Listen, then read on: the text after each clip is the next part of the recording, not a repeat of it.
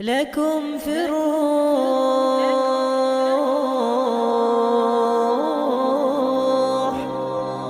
ونؤمن به ونتوكل عليه ونعوذ بالله من شرور أنفسنا ومن سيئات أعمالنا.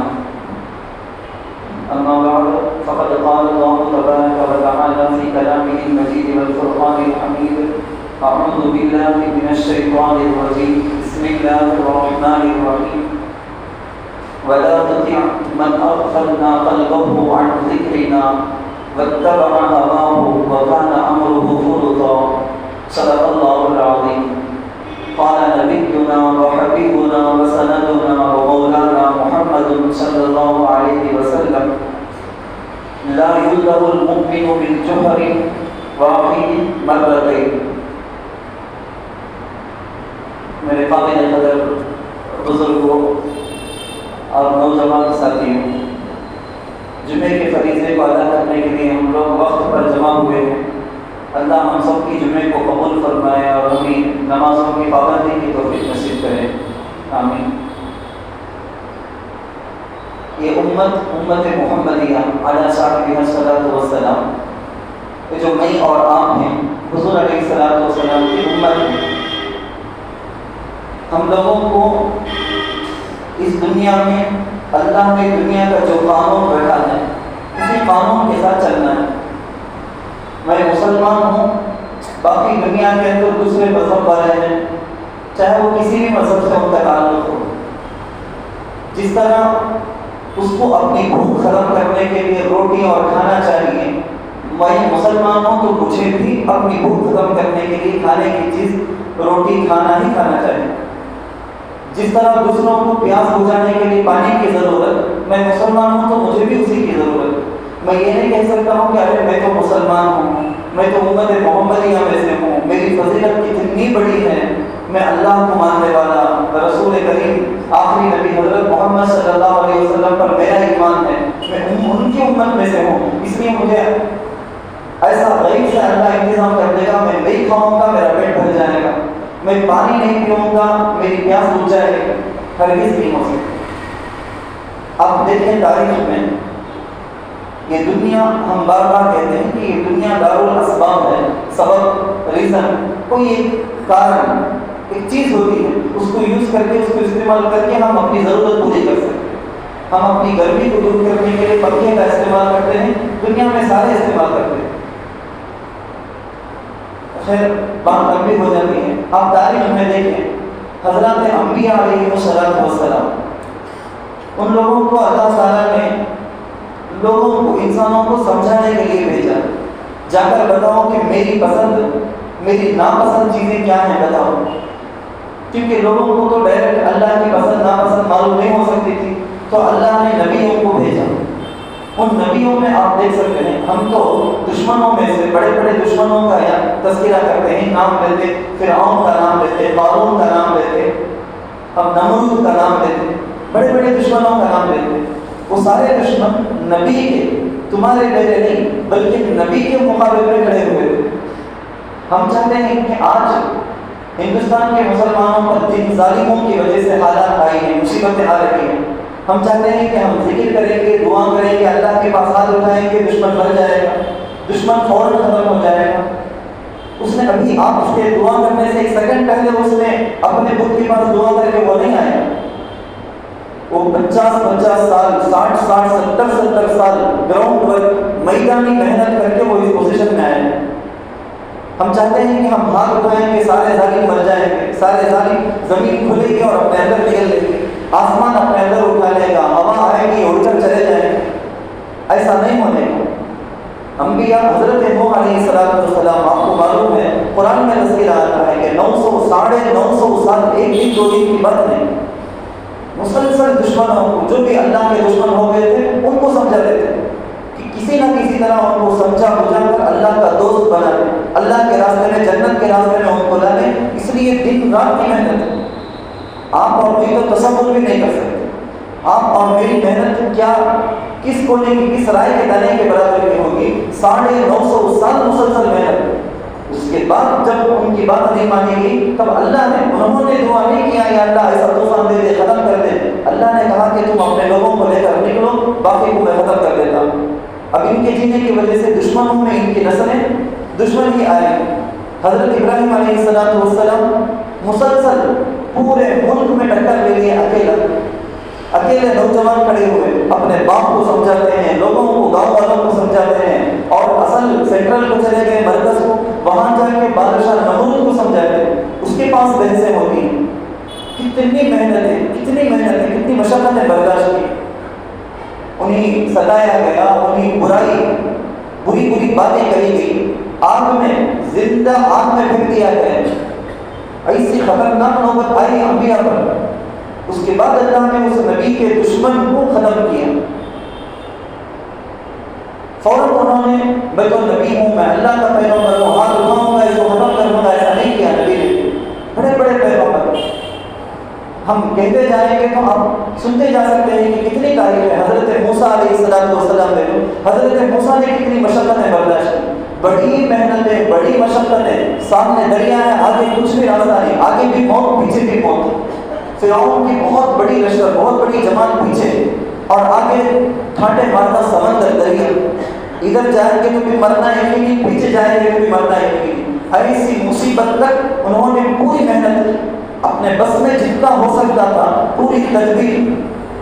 میں اصل یہی کہنے والا ہوں، میرے بیان کا موضوع یہی ہے کہ تدبیر، آئیڈیا کرنا، سوچنا، تدبیر کرنا، پلاننگ کرنا۔ میری اپنی قوم کی کامیابی کے لیے کیا تدبیر ہے، سوچنا چاہیے، بیٹھ کر سوچنا چاہیے، بڑوں کو، چھوٹوں کو، سب کے لیے۔ اس وقت میری امت، یہ پوری دنیا کے اندر امت مسلمہ جو مار کھا رہی ہے، ہر جگہ سے اس کو ستایا جاتا ہے، ہر جگہ سے اس کو بدنام کیا جاتا ہے، پوری دنیا کے اندر۔ اس کی حفاظت کے لیے، اس کے بچنے کے لیے میرے پاس کیا تدبیر ہے؟ میں اپنے گھر سے شروع کروں، میرے اپنے گھر کی مستورات، میرے اپنے گھر کے بچے، ان کے لیے میں کیا تدبیر کروں؟ کیسے وہ مستقبل میں میرے اپنے شہر، میرے اپنے محلے، کم سے کم میرے اپنے محلے کی حفاظت اسلام پر باقی رکھ کر کیسے کر سکتے ہیں؟ پوری دنیا میں اسلام کا بول بالا کیسا ہو سکتا ہے؟ اس کے لیے اللہ کے رسول صلی اللہ علیہ وسلم اپنی پوری سیرت کے اندر اس کی بے شمار مثالیں، بہت سے واقعات بتا سکتے ہیں۔ میں آپ کو سیرت کی روشنی میں سمجھاتا ہوں۔ اللہ کے رسول صلی اللہ علیہ وسلم نے قدم قدم پر ہماری رہنمائی کی کہ دیکھو، صرف دعا نہیں، بلکہ عقل کو کام میں لانا چاہیے، تدبیر کرنی چاہیے، پلاننگ کرنا چاہیے، منصوبہ بند طریقے سے جو قوم آگے بڑھتی وہ کامیاب ہوتی ہے۔ جو قوم عقل کو استعمال نہیں کرتی وہ جہالت میں رہتی ہے، جو قوم جہالت میں رہتی وہ ناکامی ہوتی ہے، کامیاب کبھی نہیں ہوتی۔ اس کو کیا کرنا ہے پتہ نہیں، دشمن میرے خلاف کیا کرنا ہے وہ نہیں پتا، پھر تو اس کا ناکام ہونا، اس کا فیل ہو جانا، اس کا مار کھانا ہے نہیں۔ ہم کو اپنی قوم کو ایسے کھلونا بننے نہیں دینا ہے۔ مجھے اور آپ کو سوچنا چاہیے، قدم اٹھانا چاہیے۔ اللہ کے رسول صلی اللہ علیہ وسلم کی سیرت کے اندر ایسی اچھی مثالیں ہم کو ملتی، پوری سیرت آپ لے لو۔ ہجرت مکہ المکرمہ زادہ اللہ شرفا، جہاں اللہ کے رسول پیدا ہوئے، جہاں کعبۃ اللہ ہے، مسجد حرام، پوری دنیا سے آج ہم وہاں جانے کی تمنا کرتے۔ اللہ کے رسول صلی اللہ علیہ وسلم نے تدبیر کے تحت، منصوبہ پلاننگ کے تحت، اللہ کے حکم کے آ جانے کے بعد مکہ المکرمہ چھوڑ کر جاتے ہیں۔ کبھی خواب میں بھی کوئی آدمی سوچ نہیں سکتا مکے میں رہنا، مکے میں رہنے کی جو سعادت خوش نصیبی ہے، برسوں دعا کرنے کے بعد بھی ملنا مشکل۔ اور اللہ کے رسول کے دل میں تو محبت، مکہ المکرمہ کعبۃ اللہ کی محبت اللہ کے رسول کے دل میں بہت زیادہ، بالکل پیوست ہو گئی، رچ بس گئی تھی۔ ویسا مکہ المکرمہ کو جو ددیال کی، ننیال کی بستی ہے، ماں باپ کی بستی ہے، وہیں پیدا ہوئے، ایسی بستی کو چھوڑ کر جانا کتنی بڑی بات ہے۔ لیکن ایک منصوبہ دنیا میں کرنا پڑتا ہے سبب۔ مجھے اگر چائے میٹھی چاہیے تو اس میں شکر ڈالنا پڑے گا، نمک ڈالنے کے بعد میں یہ شکایت نہیں کر سکتا ہوں یہ کیا ہے، یہ چائے میٹھی نہیں ہے۔ اگر چائے میں شکر ڈالو گے تو چائے میٹھی آئے گی، اگر چائے میں نمک ڈالو گے تو میٹھی نہیں ملے گی۔ تو کرنا پڑتا ہے، کامیابی کے لیے جو قدم اٹھانا پڑے گا اس کو سوچ سمجھ کر اٹھانا پڑے گا۔ اللہ کے رسول نے قدم اٹھایا، ہجرت کی اللہ کے رسول، چاہے تو اللہ کے رسول ہاتھ اٹھا کے دعا کر سکتے تھے، کعبۃ اللہ میں بیٹھ کر، مسجد حرام میں بیٹھ کر دعا کر سکتے تھے نا، یا اللہ جو بھی ہے مکہ المکرمہ میں میرے خلاف دشمن ہیں، اس سارے کفار کو، قریش کے جتنے بھی دشمن مجھے ستاتے ہیں، ان ساروں کو ختم کر دے، سارے ظالموں کے حق کو توڑ دے، ان کو زمین میں دھسا دے، کو آسمان میں اٹھا لے. نہیں، ایسا نہیں چلتا دنیا کا قانون. دنیا کا قانون ایسا نہیں ہے. اللہ نے بنایا، فطری قانون بنایا. اللہ کے رسول کو جانا پڑا. اچھا، اس میں بھی آپ ذرا سوچیں، آپ نے بار بار سنا ہے واقعہ. اللہ کے رسول اپنے بستر پر مکہ المکرمہ میں جتنے لوگوں کی امانتیں اللہ کے رسول نبی صلی اللہ علیہ وسلم کے ہاتھوں میں تھی. امانت میں خیانت اللہ کے نبی کی عادت تھی. امانت داری اللہ کے نبی الصادق الامین سے، امانت دار سے مشہور فیمس ہوئے تھے. اللہ کے رسول کی ذاتی صفت تھی، طبیعت کے اندر آ گئی تھی امین، امانت دار ہونا. تو اللہ کے رسول نے حضرت علی کرم اللہ وجہہ رضی اللہ عنہ کو اپنے بستر پر سلایا. دشمن دیکھے گا تو سمجھے گا کہ میں سو رہا ہوں، تم یہیں رہو، اور میرے جانے کے بعد یہ جس کی امانت ہے سب اللہ کے نبی نے بتا دیا تھا کہ اس کے حوالے کر کے، اس کی چیز اس کے حوالے کر کے مدینے کو آ جانا. اب ذرا دیکھیں، سارے دشمن، بڑی پلاننگ ہوئی، لمبی باتیں ہیں، بڑی سازشیں کی گئی اللہ کے رسول صلی اللہ علیہ وسلم کی شہادت کے لیے، قتل کرنے کے لیے. سارے قبیلے کے ایک ایک آدمی، ہر قبیلے کا ایک سرما، ایک بہادر، ایک بڑا بہادر، ہر قبیلے کا، ہر خاندان کا ایک آ گیا تھا. حضور علیہ السلام کے گھر کے چاروں طرف سے گھیر دیے، سب تیار کھڑے ہوئے. جب اللہ کے رسول نکلیں گے، بستر سے اٹھیں گے اور باہر نکلیں گے مسجد حرام کے لیے، ہم راستے میں کام ختم کر دیں گے. سب تیار کھڑے ہیں. انہی کے سامنے سے اللہ کے رسول صلی اللہ علیہ وسلم یاسین، سورہ یاسین تلاوت کرتے ہوئے جا رہے ہیں. اب ذرا دیکھو، یاسین تلاوت کرنے کی وجہ سے سب کی آنکھیں، سب آنکھیں پھٹی کی پھٹی رکھے ہیں، سب دیکھ رہے ہیں، پھر بھی نظر نہیں آئے. اس کے باوجود اللہ کے رسول نظر نہیں آئے. چاہتے تو اللہ کے رسول اتنی محنت اٹھائے بغیر، اللہ کے رسول یاسین پڑھنے سے ان میں سے کسی کو نظر نہیں آئے، ایسا یاسین پڑھ کے اللہ کے رسول ان کو ختم بھی تو کر سکتے تھے، کچھ بھی کر سکتے تھے. خامخواہ کے لیے مشقت، محنت اٹھا کے یہاں سے نکل کر حضرت صدیق اکبر رضی اللہ عنہ کے گھر جانا، پھر وہاں سے سفر کا سامان تیار کر کے پھر وہاں سے غار میں جانا. اچھا، وہ بھی دیکھیں، غار میں جا کر چھپے. غار میں جانے کے بعد چاہے تو اللہ کے رسول دعا کرتے تھے، یا اللہ ان کی آنکھیں نظر، ان کو نظر نہیں آنا. آپ کو معلوم ہے، میں صرف اشارہ کر رہا ہوں. میں وہاں بیٹھ کے غار کے اندر ہے صدیق اکبر رضی اللہ عنہ کے، اللہ کے رسول. کفار غار کے منہ کے پاس کھڑے ہوئے ہیں، ان کے قدم نظر آتے ہیں، ان کے چہرے نظر آتے ہیں. چاہتے تو اللہ کے رسول سورہ یاسین کی تلاوت کر رہے جیسا کہ کر کے آئے تھے، ان میں سے کسی کو نظر نہیں آنا ہے. نہیں، وہاں اللہ نے اپنا معجزہ دکھایا. وہاں مکڑی نے جال بولا، کبوتر نے وہاں پر گھونسلہ بنا کے انڈے دیے، جس کی وجہ سے کفار اگر وہ غور سے دیکھتے تو نظر آ جاتے تھے. لیکن دیکھیں، اس لیے کہ یہاں ایسی حالت میں انسانوں کا آ کر بہت دن ہو گیا ہوگا، تبھی یہ حالت ہے. دیکھو، میں یہ کہتا ہوں کہ تدبیر کرنی چاہیے، پلاننگ. وہاں رک کر اللہ کے رسول حضرت صدیق اکبر ڈر رہے تھے کہ پتہ نہیں رسول اللہ صلی اللہ علیہ وسلم کے ساتھ کیا ہوگا، اگر یہ دیکھ لیں گے، اگر رسول اللہ کو پکڑ لیں گے تو کیا نہیں تکلیف دیں گے. ڈر تھا. تب ان کو تسلی دیتے ہوئے اللہ کے رسول صلی اللہ علیہ وسلم نے فرمایا، جو قرآن کریم کی آیت ہے، لا تحزن ان اللہ معنا، غم نہ کرو، اللہ ہمارے ساتھ ہے. اللہ تو مکہ المکرمہ میں جب تھے نا، وہاں پہ اللہ ساتھ ہے. ہجرت کر جانے کی ضرورت ہی کیا تھی؟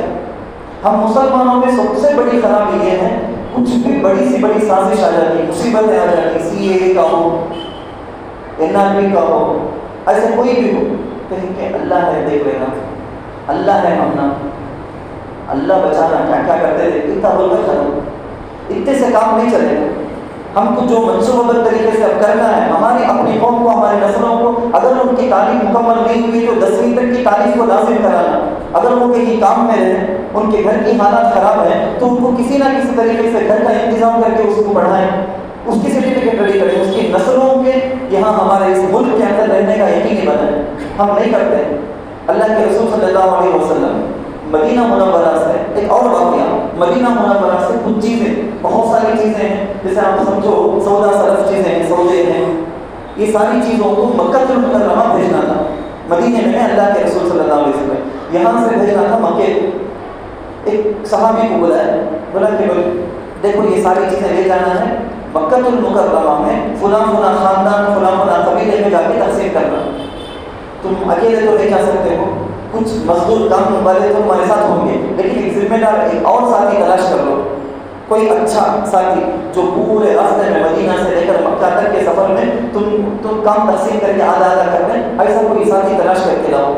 وہ گئے اور اس ساتھی کو تلاش کر لیے، آگے اللہ کے رسول صلی اللہ علیہ وسلم سے ملے، مل کر کہیں یا رسول اللہ میں ایک ساتھی کو تلاش کر لیا۔ حضور پوچھے کہ کون؟ انہوں نے نام بتایا، عمرو بن سلمہ ایسا کچھ نام تھا۔ انہوں نے بتایا کہ فلاں صحابی میرے راستے کے ساتھی مل گئے ہیں مجھے۔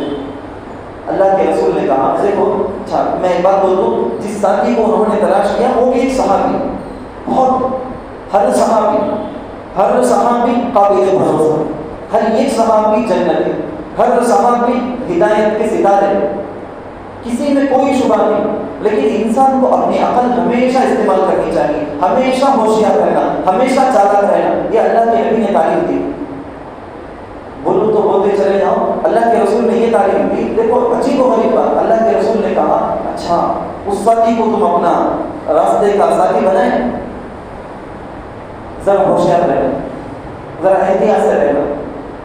حالانکہ وہ نمازی، روزے دار، بالکل پابند صحابی، راتوں میں عبادت کرنے والے، دن میں عبادت کرنے والے، بڑے پابند، بڑے متقی، پرہیزگار، بزرگ، اس کے باوجود اللہ کے نبی نے یہ کیوں کہا؟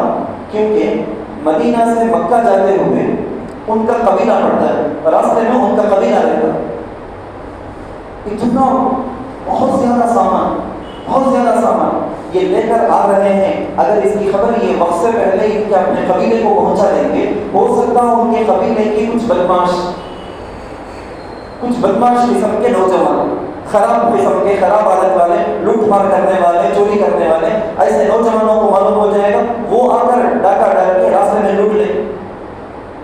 ان سے نہیں، یہ صحابی تو اچھے ہیں، یہ اچھی نیت سے بولیں گے کہ ہم آ رہے ہیں، 2 دن میں ہم آئیں گے، جیسا ہم کرتے ہیں نا، ہم کو مدرسہ جانا ہے، وہاں کا ساتھی فون کیا تو بات کرتے ہوئے ہم کہیں گے ابھی 2 دن میں آ رہا ہوں، ملتا ہوں سامنے۔ ایسا ہو سکتا ہے یہ بول دیں اور وہاں کے لوگ آ کے لوٹ لیں۔ اتنی زبردست اخوک البکری فلا تأمن ہو، ایک عربی کا محاورہ ہی ہے، جسے تمل میں بولیں گے نا بڑا بڑی کو، اردو میں بولتے محاورہ ہے، ایگزامپل کی طرح عربی میں ہے، بڑا بھائی بھی کیوں نہ ہو آنکھ بند کر کے بھروسہ نہیں کرنا۔ کئی جگہوں کے اندر عربی محاورے کا مطلب سمجھاتا ہوں میں، اکثر خاندانوں میں بڑے بھائی سب کو دھوکہ دے دیتے ہیں زیادہ، تو اللہ کے رسول نے کہا کہ بڑا بھائی بھی کیوں نہ ہو آنکھ بند کر کے بھروسہ نہیں کرنا۔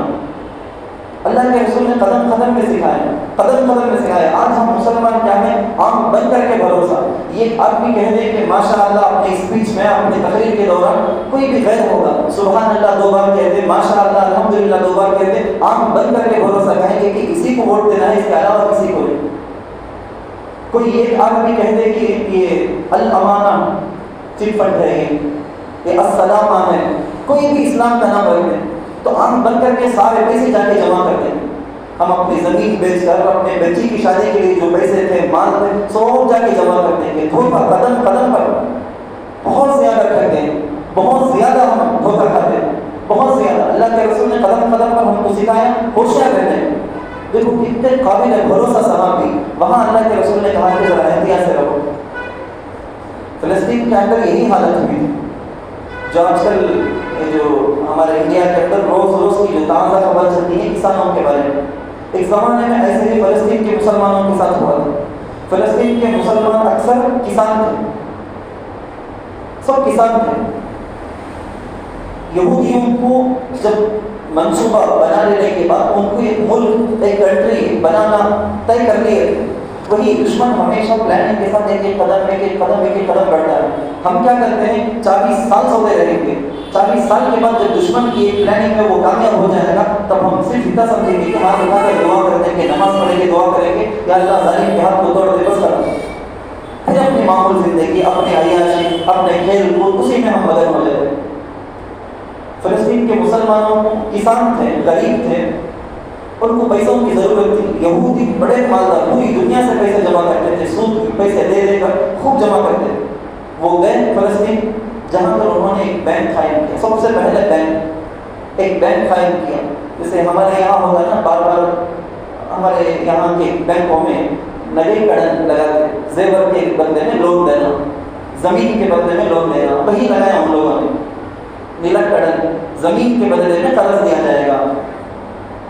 کسانوں کو تو ضرورت ہوتی، اب کتنا پتہ ہے معلوم نہیں، میں سمجھانے کے لیے بول دیتا ہوں۔ کسان ابھی بیج لوگوں کو کام میں چلانا، ہل چلانا، وہ اس زمانے کے اعتبار سے دیکھا جائے تو ٹریکٹر، مشین کاٹ کر سب جمع کرنا، یہ سب کرنے کے لیے اسے پیسے کی ضرورت ہے۔ جب یہ سب بیچے گا تب پیسے آ جائیں گے، کرتے وقت اس کے پاس پیسے نہیں ہوتے۔ اب 1,00,000 روپے اسے مل جائے تو پورا کام کرے گا، قرض 1,00,000 روپے لے کر پورا کام کرے گا، جب وہ بیچے گا تو اسے 2,00,000 آ جائے گا، تب وہ 1,00,000 قرض دے دے گا، 1,00,000 اپنے لیے رکھ لے گا۔ کسانوں کو ایسے ضرورت ہوتی بڑے اماؤنٹ کی، تو یہودی جائیں پلاننگ کے ساتھ بینک رکھیں اور فلسطینی کسانوں سے ان سے کہا کہ قرض اگر زمین رکھ کر، زمین کے کاغذات رکھ کر قرض دینا ہے تو آؤ ہم قرض دینے کے لیے تیار بیٹھے۔ گئے کسان، ایک کسان جاتا ہے زمین کے اپنے کھیت کا جو کاغذ ہے اس کو رکھتا ہے، لیتا ہے 1,00,000، پوچھتا ہے 1,00,000، لیکن وہ یہودی کہتا ہے 1,00,000 کیا، 5,00,000 بھی دینے کے لیے میں تیار ہوں۔ ذرا غور سے سنیں، 1,00,000 کیا 5,00,000 دینے کے لیے تیار ہے۔ ارے ایسا کون ہوگا، کیا دیوانہ ہے کیا وہ؟ 1,00,000 پوچھے تو 1,00,000 ملنا مشکل، ابھی 5,00,000 کیوں دے گا؟ وہ اس کے پیچھے دشمن کی چال، اس کی منصوبہ بندی وہاں ہے، اس کا آئیڈیا ہے۔ وہ دیکھتا ہے کہ 1,00,000 کے لیے ابھی یہ رکھے گا، ہم دیں گے 5,00,000، اگر 1,00,000 دیں گے تو وہ 1,00,000 لا کے زمین چھڑا لے گا، 5,00,000 دیں گے تو یہ کبھی بھی چھڑا نہیں پائے گا۔ 5,00,000 ہاتھ میں آ جائیں گے تو یقیناً خرچ ہی کرے گا وہ۔ جیسے سارے مسلمانوں کی وہی حالت، ہمارے شہر کی حالت لے لو، کتنے بڑے بڑے غیروں کے پاس ہمارے مسلمانوں کی صفوں کے مسلمانوں کے گھروں کے کاغذات، دکانوں کے کاغذات پڑے، وہی ضرورت سے زیادہ بلا ضرورت کے خرچ دینا۔ 10,000 کی ضرورت 1,00,000 جا کے لے لی، 1,00,000 تو دوبارہ جمع ہونے کا نہیں، 1,00,000 لیا خرچ اڑا دیا، پھر دوبارہ 1,00,000 جمع نہیں ہوگا۔ اگر ضرورت 10,000 کی تھی، 10,000 ہی لیتا تو چند ہی مہینے میں وہ چھڑا کر واپس دے دیتا، لیکن نہیں، بلا ضرورت کے لینا۔ تو یہی ہوتا رہا، دوسرے کسانوں کو معلوم ہوا فلسطین کے وہاں پر بہت آسانی سے قرض مل جاتا ہے یہودیوں کے بینک میں، 100 لے آ کے رکھتے ہیں، 5,00,000 چاہیے تو 10,00,000 دیا جاتا، 10,00,000 پوچھتے ہیں تو 15,00,000 دیا جاتا، کبھی بھی وہ چھڑا نہیں پاتے، سارے کاغذات ان کے پاس، جب چھڑا نہیں پائے وہ ساری زمینیں ان کی ہو گئی، کنٹری قائم کر دی اسرائیل، ایک کنٹری ہی بنا دی۔ یہ مسلمان ہمیشہ دھوکہ نہیں کھائے۔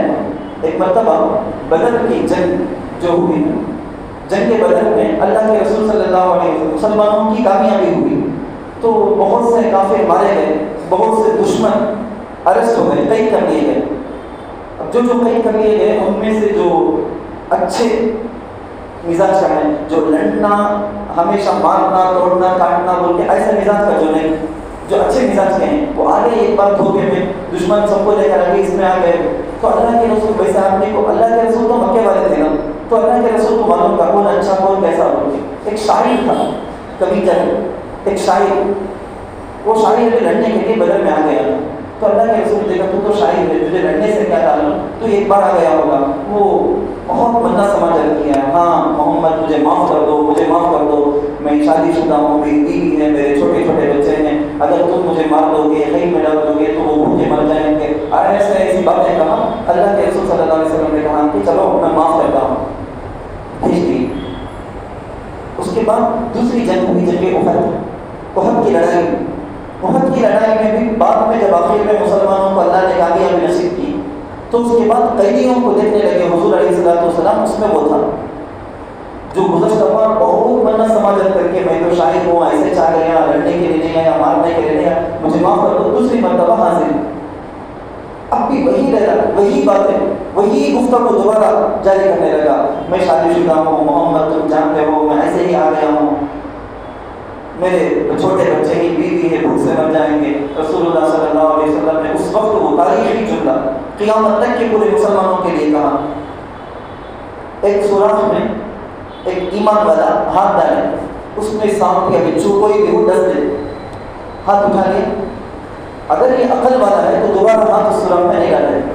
اللہ کے رسول نے فرمایا لا یلدغ المؤمن من جحر مرتين، ایک سوراخ سے ایک مسلمان 2 بار ڈسا نہیں جائے گا، ایک بار ڈس لیا عقل آ جانی چاہیے، دوبارہ وہ غلطی نہیں کرے۔ حضور علیہ السلام نے کہا اگر آج بھی میں پچھلے بار کی طرح معاف کر کے تجھے بھیجوں گا، حضور کے کلمات میں ترجمہ اردو میں بولتا ہوں، حضور نے کہا تو مکہ جائے گا، تیرے جسم میں جو مٹی لگی ہے ان سب کو تو پوچھے گا، ایسے ہی کہتے ہیں حضور، تو اپنی پیشانی سے مٹی کو، کپڑوں سے مٹی کو جھاڑے گا، جھاڑنے کے بعد کہے گا دیکھو میں نے کیسا پاگل بنایا محمد کو، بدر میں بھی میں مارا ان کو، بچ کے آیا، اب بھی دیکھو میں اپنی عقل سے اپنی ہوشیاری سے بچ کے آیا۔